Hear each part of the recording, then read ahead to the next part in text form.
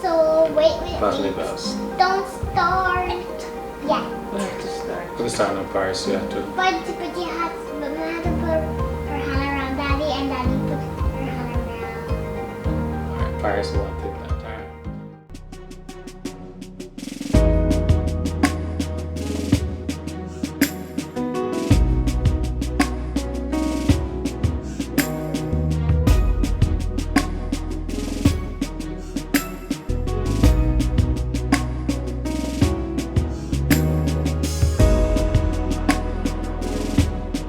Welcome back everyone to my channel. I thank you for being with us and be with me for the past weeks so far. And this video should have been done like maybe a year or two ago when we would have marked our 50 year being together. And so we want to share that experience with you in a very creative way, just high and low points in each year starting from 2016. So stay tuned.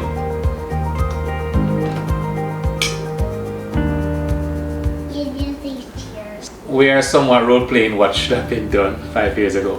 So we got married in the year 20... Before you go ahead and jump right into the video, hi, I'm his wife, Rusheda. Are you celebrating? What about new people? No, new people coming to your channel. Who is this person? This is my wife. Married still? Yeah. Paris. Paris had to be in the video. She has been making... She's our audience at the moment. 2016, the knot was tied and we decided to be together publicly as a married couple. And the high point for me in that year 2016 was really just meeting her. We would have met in 2015 for a very short period of time, but more so 2016 we were just crazy in love. We were in love, not so called in love. Yeah, crazy in love, and so we got married like in 4 months after really getting to know each other. Wasn't really my plan, and neither hers. We wanted to wait at least a year to date, you know, the whole customary thing, but life happened and we wanted to invest heavily. She was mature, I believe I was mature, so we were ready for a big decision. So that high point for 2016 for us was really getting married, and having been married, we wanted a child early in the relationship, so we began trying for a child, which came a month or 2 months afterwards. So that's a high point for us in the year 2016. So a low point for us in 2016 was home, a house, renting. That was a roller coaster, and we were newlyweds. There are so many things to learn financially, emotionally, sexually, but because we wanted to get pregnant so badly, so as Kevon mentioned, an high point, but the low point in our journey was trying to find a place to rent. Even though we were working people, we had our money saved up, whatever the case may be, we had no luck with landlords. You know, people always say, you know, my landlord is so nice and it's hard for us to leave a landlord, and them so genuine. We are not that lucky to find we people weren't that lucky that you know supported us, or even if we paid the rent on time. There were other issues. I'm not saying that we were perfect, but that was a low point because it stressed us out. It is a low point. It was so low that it pushed us to want to own a home. We had changed like 3 houses in like 5 months or 4 months, and for those who move, you know, that can be very, very taxing and very stressful. There was a moving guy that I feel like I gave him a salary at that time. He could count on us to call him. What him say? Frequently. What him say? We number call, you know, it's a roast. In Jamaica we call it a roast. And money are coming. Yeah. And the journey, furniture move up and down, you know, got damage and all that. So 2017, the high point obviously is Paris. Paris appeared in March 14. I was excited. I remember the day I went to the hospital. It was a Monday, my wife was admitted, and it was a Tuesday she was born in the morning. I saw her, I went and got a haircut. Yes. I went just to see her. I wanted to see her pretty face. I heard a pretty so-called brown baby. That's what the security guard told me. I was excited beyond measure. I made some plans and pledges. I was so emotional because some of those plans, I don't know if I can still fulfill them, but I did because of what I saw and how beautiful it was being a parent for the first time. It was a high. I was intoxicated. I was like on top of the roof. So yeah, that was my high point for us. So a low point, you know, him keep giving me the low points. A low point for us was living somewhere again. So one moving and we're living. The journey now continues, because you see, when you have a family, it narrows your thinking, it narrows your mindset. So you are now, you have a husband, you have a wife, now you have a child. You now want to be in a place where you're settled, where your child can have a room, where you can have measurements on the door with the child, you know, growing. You want to have different places in the home where you're, you know, sentimental to you. So that is where you go automatically. It's not for everybody, so don't get me wrong, but the typical, you know, percentage of couples, you want a home, and then situation drive us to that. So we never understood how difficult it is to own a home. I really want to thank my mother-in-law publicly. She'll see this on Facebook or on YouTube. I want to say to her publicly, I do appreciate you, Mrs. Mclean. When people ask me, how you get land in so and so area, I said, all thanks to my mother-in-law for her to give us a marriage gift. It was pretty much, we got two gifts. One from my dad and one from my mother-in-law. I'm gonna tell you, it's one of the best gifts anybody could give. A couple, a piece of land. And even though we got a piece of land, we had struggles building a house. And 2017, man, we were looking to build. Yeah, but so we got the land that was always here. So she gave it to us, but the low point is that we were struggling to building a house. We went to the bank. We were on the website. Yes, 2017, babe. We were on the website just looking. We were in a rent house. And we started to ask the man if he must sell the house. When he said yes, he wanted to $40 something million. People, he said 40 something, not forget. He want $40 something million for the house. And I said, boy, I never understand money. I just said that not sound too bad because it was a 2-story, it was all done up. It was my kind of style. Oh no, come to my baby shower. Big up yourself. If you were at the baby shower, it's on my channel, Envy by Rush. The house did nice. And I said, sir, yeah, sell it. He said, yeah man, 44 million that I want. I said, okay, I go to the bank, we get turned down because we don't qualify and we emotional. No save, it's nothing. So that was a rough time finding money. Because meetings, they don't have money. When you buy a house or build one, you realize you don't have no money. You know, ready. So it was really low, not being ready to own a home. So but we're clarifying though, we never started building physically. But we began the process of looking and wanted to own somewhere, and we decided we wanted the house to build on our mother's land. We were back and forth with it, a lot of debates and arguments, and not want to live on family land. So 2018, let me take the low point now. It doesn't matter, you can take the low point. Alright, low point for 2018, and we got robbed. We began the process of the house, so we got robbed, and we were two innocent couple, and we were now building on my mother's land. As a young couple, I never grew up around construction and understand cement and lintel and door point.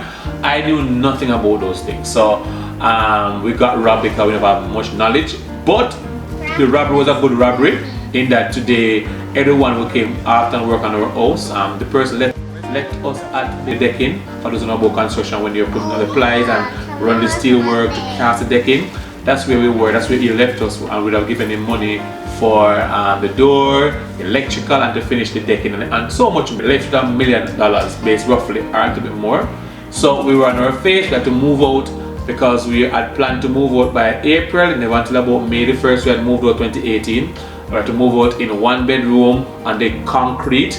Everything was concrete, and all the doors and all the plies and all the windows were plied up and removed. We just couldn't afford to have her and the hassle back and forth buying gas for like $200 and $300 in Jamaican dollars in 2018. Never had the money. I remember once I stopped in the road with her arguing, so much stress. That was a low point for us because what we had worked out and planned never went according to plan. But today we're grateful and we're thankful for the experience that it has made me now in a contractor. Not professionally, but I've now, bought another house and we have built another one. And the list goes on. So I've learned what lintel looks like and all those stuff. So for the high points, let me get up for this one. Let me come close to you so you guys can see me. It never killed us, we survived. We stood our grounds, we stand tall, we prayed, we cried. It made us stronger.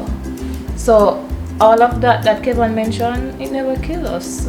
We're here today. I don't know if they don't know the high point. High point? 2018. But no, like, really, it was really it wasn't much of a high point. It was more of just trying to make it to the year and see how basically we could shop with the finances and how to get back our daughter. And yeah, she coming back home a month time along with our dog about we learned it back to the parents.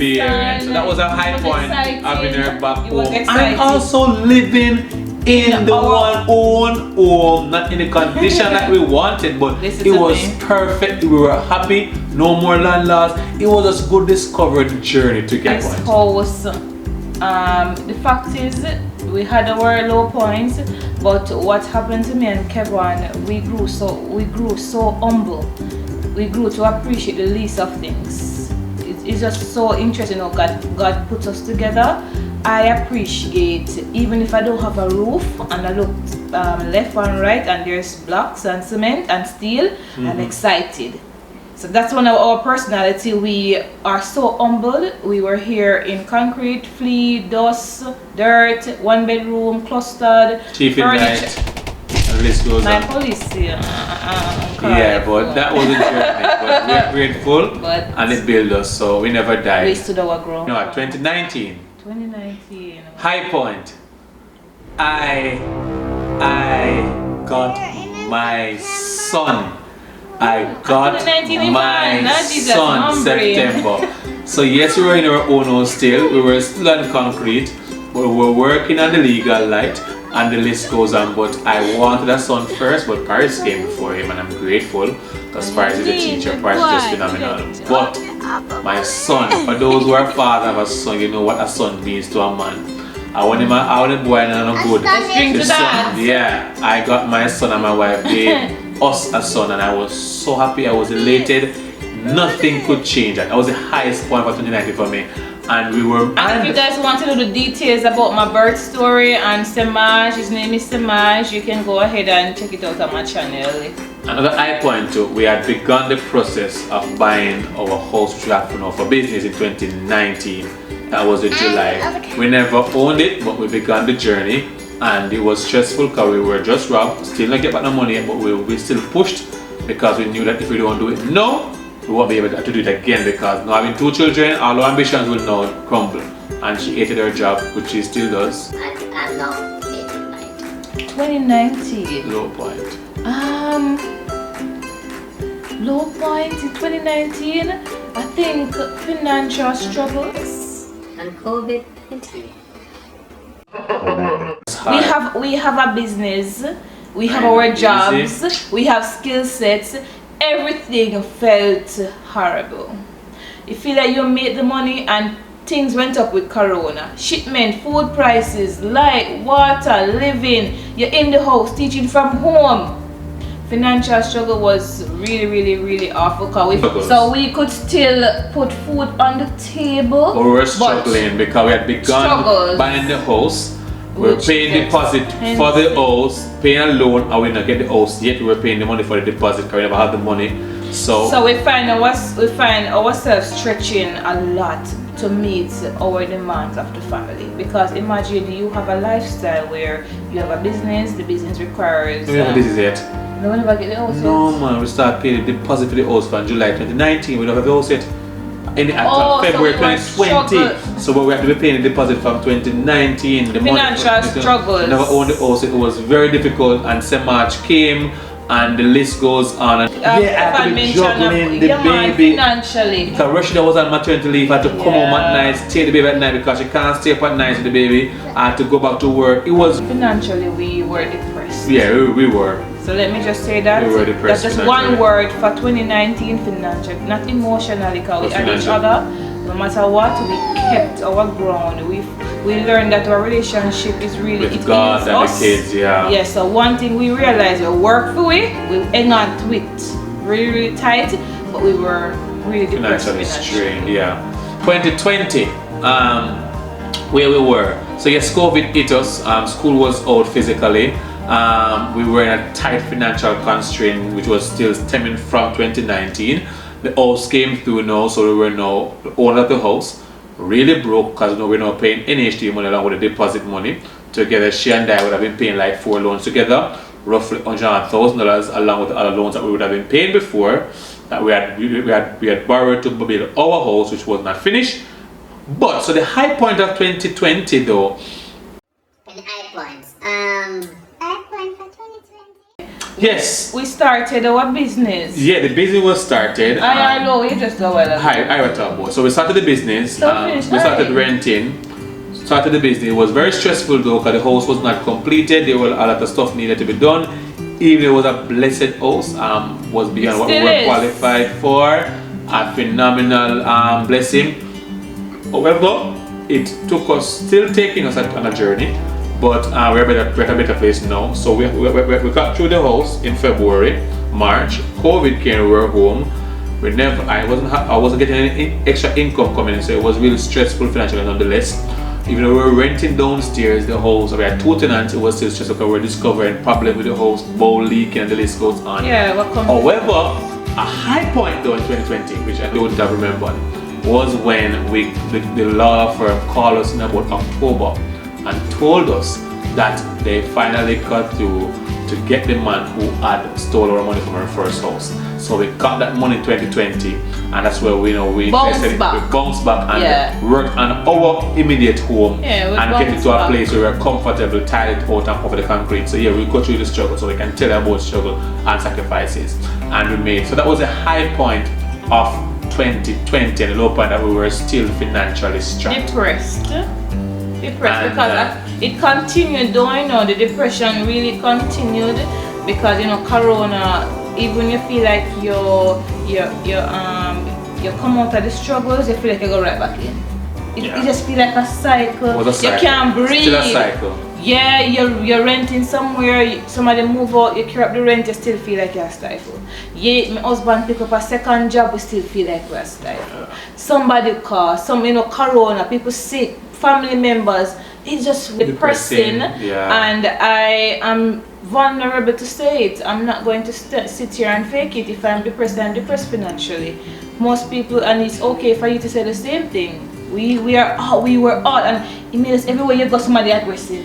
Yeah, it was rough. So it's like depression. I think the low point straight through because we were learning. As I keep on mentioning, we gained success, but there was something constant along the years. Which people don't really share whenever they talk about their journey. They'll share about the high point, but the low points are real.